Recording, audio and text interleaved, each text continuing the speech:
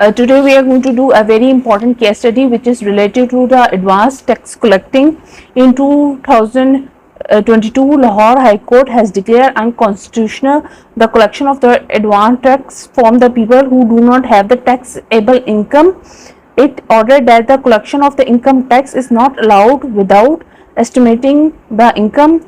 Lahore High Court Justice Shahid Jamal issued the decision on 22 petitions of low-income mobile phone user and levying rupees 20,000 advance tax on wedding hall booking. The petitioners had challenged the levy of advance tax by amendment section 236D of Income Tax Ordinance 2001. The court scrubbed all 22 petitions and sent them to the chairman FBR for consultation with the Attorney General. The court declared that an unreasonable tax is unconstitutional if it destroys businesses and deprives people from their property, ordering an amendment in the Income Tax Ordinance 2001.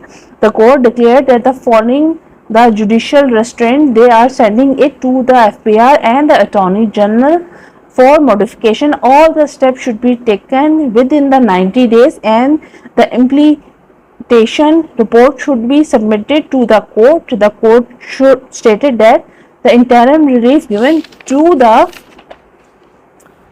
petitioners will continue till the FBR conclude the matter. The judgment said that the people without income are entitled to take the basic necessity of life from the state. Unfortunately, the citizens without income already paying indirect taxes. The unconsolidated advance tax on such persons may be forfeited. The judgment further stated that the tax is not exploitation which takes away the property of citizens and destroy the business of the taxpayer, and it should not be against the fundamental rights given to the persons by the Constitution. According to the judgment, the collection of income tax is not allowed without estimating the income.